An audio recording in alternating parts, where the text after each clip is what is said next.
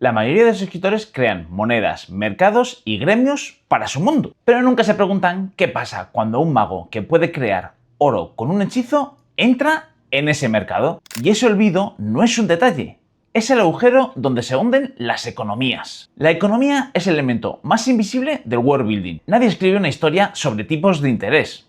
Y te lo digo yo, que soy contable. Nadie diseña una escena en la que el protagonista calcula la inflación de la moneda de su mundo. Y precisamente por eso los errores económicos son los más difíciles de ver, pero los más difíciles de sentir. Cuando el lector percibe que los personajes pobres y ricos tienen el mismo acceso a todo, eso es un error económico. Cuando una guerra se desencadena por razones políticas, pero la economía de su mundo no tiene incentivos para esa guerra, eso también es un error económico. Y cuando la magia existe y los precios del mercado no lo reflejan en absoluto, sigue siendo un error económico. Hoy vamos a ver los 5 errores que más cometen los escritores al diseñar la economía de su mundo. No como una clase de economía, sino como herramientas para que tu mundo respire con coherencia. Con ejemplos reales de mundos que lo hacen bien y de mundos que lo hacen mal. Y con la pregunta que cada error obliga a hacerle a tu propio mundo. Bienvenido a los mundos de Checho Santillán.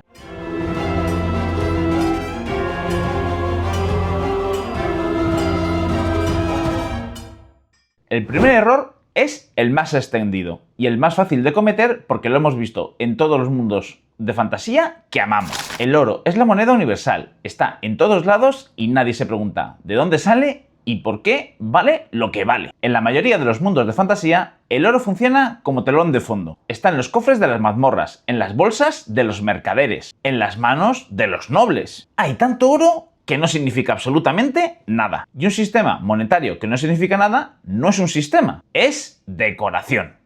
Y ya sé que me repito mucho. La economía real, medieval, antigua o moderna funciona sobre un principio que no tiene excepciones. El valor viene de la escasez. Una moneda de oro vale porque es difícil de obtener, difícil de falsificar y hay una cantidad limitada de él en el mundo. En el momento que esa escasez desaparece, su valor también desaparece con él. El mundo de Tolkien entiende esto perfectamente, aunque de una forma silenciosa. ¿Sabes por qué la comarca parece tan próspera y estable? Porque Tolkien nunca describe el oro como abundante. Los hobbits tienen propiedades, cosechas, pipas, cerveza, riqueza en bienes, no en monedas. Y cuando Bilbo aparece con un cofre del tesoro del dragón, es un evento extraordinario que transforma su vida social. Eso es escasez correctamente aplicada. Compáralo con el sistema económico de la mayoría de los mundos de rol. Oro en cada mazmorra, oro como recompensa en cada misión, oro en las tiendas de cada pueblo por igual. Un mundo donde el oro es abundante es un mundo donde el oro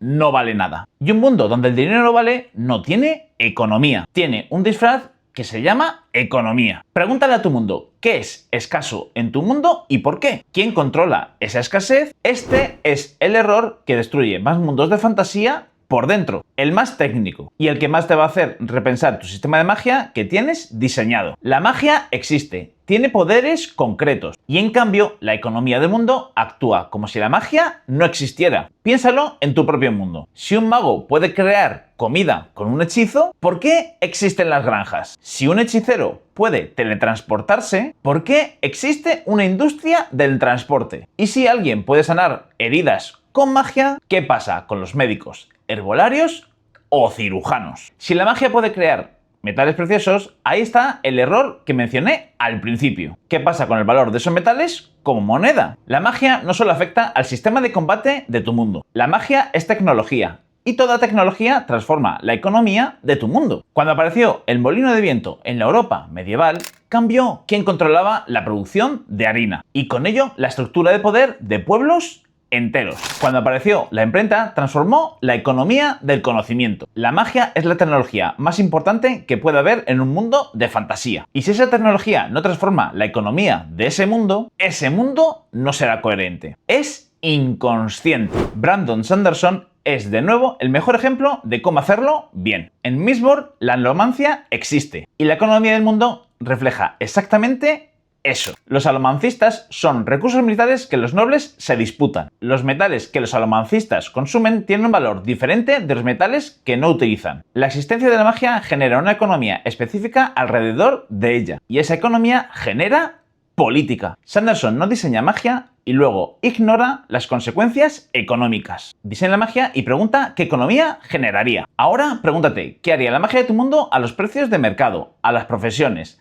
a la estructura de clases? ¿Alguien controla el acceso a la magia? Y si no lo hace, ¿tiene poder económico? Si te está gustando este vídeo, no olvides suscribirte al canal. Cada semana diseccionamos los mejores mundos de fantasía, para que el tuyo tenga la misma solidez. El tercer error es el que más conecta directamente la economía con la geografía de tu mundo. El mundo tiene ciudades, mercados, comerciantes, productos, pero nunca se pregunta qué produce, quién, dónde y con qué recursos. La economía real empieza con dos preguntas que rara vez un escritor de world building se hace. ¿Quién produce la comida y cómo llega la comida a quien la consumen? Porque en cualquier sociedad preindustrial, que es la mayoría de los mundos de fantasía que conocemos, entre el 70 y el 90% de la población se dedica a producir comida. Los mercaderes, soldados, artesanos y magos necesitan de alguien que les alimente. Si no hay aldeanos trabajando campo, si no hay ejércitos que marchan, no hay ciudades que crecen y no hay magia que se aprende. El error de producción se manifiesta de dos formas. La primera es que el mundo tiene recursos en todas partes: metal, madera, comida, tejidos, y nunca se explica por qué una región los tiene y otra no. Sin escasez geográfica no hay comercio. El comercio existe porque lo que abunda en un lugar escasea en otro. La sal de Mediterráneo, las especias de Oriente, el hierro de los bosques del norte. La historia de la humanidad es buena medida la historia de quién controla qué recurso y cómo se intercambia. La segunda forma es la que tiene un mundo como economía de capital. Mercaderes ricos, nobleza opulenta, gremios poderosos, pero no hay una clase trabajadora visible que sustente tanta riqueza. La riqueza no surge de la nada. Si hay un mercader de la seda en tu ciudad,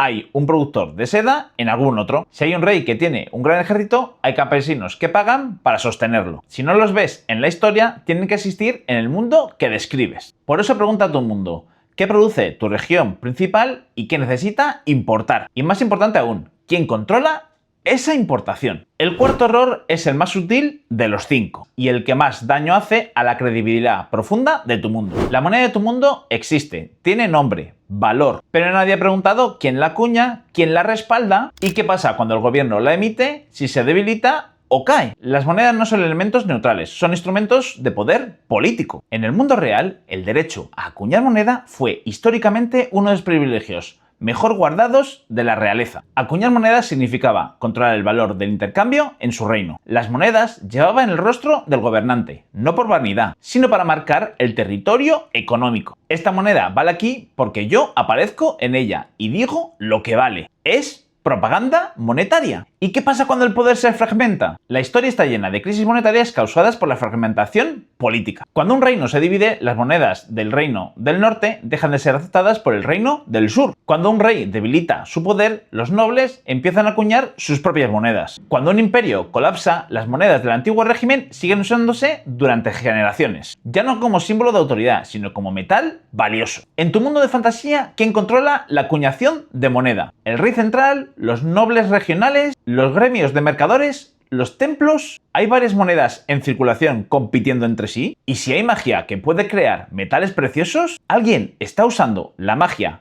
para devaluar la moneda del enemigo como arma económica? La moneda es política disfrazada de metal. Si la tratas solo como metal, pierdes toda la profundidad política que tiene como sistema monetario para tu mundo. Así es que pregúntate, ¿quién acuña la moneda de tu mundo? ¿Y hay alguien que quiera arrebatarle ese derecho? Y el quinto y último error es el que cierra este ciclo y es el que afecta más directamente a los personajes de la historia. El mundo tiene ricos y pobres, pero todos los personajes, independientemente de su origen, acceden a todos los bienes, servicios e información como si fuera una economía igualitaria. La economía define quién puede hacer qué en tu mundo. Un campesino del siglo XII no podía permitirse una espada de hierro, no porque no quisiera, sino porque el precio de una espada de hierro equivalía a varios años de su salario. Si tu protagonista campesino tiene acceso a una espada de acero en el capítulo 1, sin que sea un acontecimiento económicamente significativo, has ignorado la estratificación económica realidad de tu mundo. Este elemento económico no es solo un elemento de verosimilitud, es una fuente de conflicto narrativo. ¿Por qué se une alguien a un ejército medieval? Porque el ejército paga. ¿Por qué existe la delincuencia organizada en un mundo de fantasía? Porque la economía legítima no tiene espacio para quienes no encajan en la estructura de producción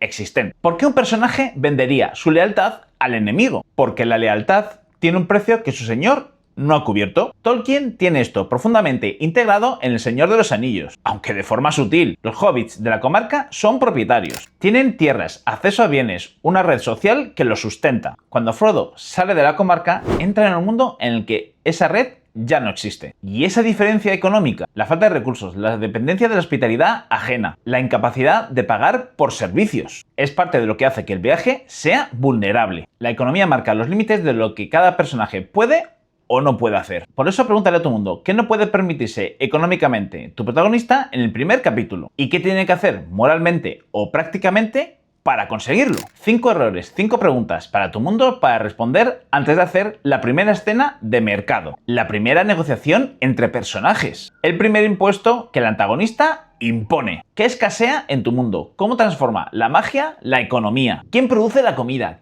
¿Quién acuña la moneda? Y sobre todo, ¿qué no puede permitirse tu protagonista? La economía de tu mundo no es un tema de fondo, es la infraestructura invisible de quién tiene el poder, quién lo quiere y por qué vale la pena pelearse por él. Cuando esa infraestructura funciona, el lector no la ve, pero siente que el mundo es real. Cuando no funciona tampoco la ve, pero siente que algo no encaja. Construimos mundos vivos, coherentes, que hablan incluso en silencio. Y un mundo en silencio tiene una economía que funciona, aunque nadie la mencione. Si quieres los 5 errores de gobierno que hacen que tu sistema parezca arbitrario en vez de inevitable, te dejo por aquí arriba para que puedas ir a él.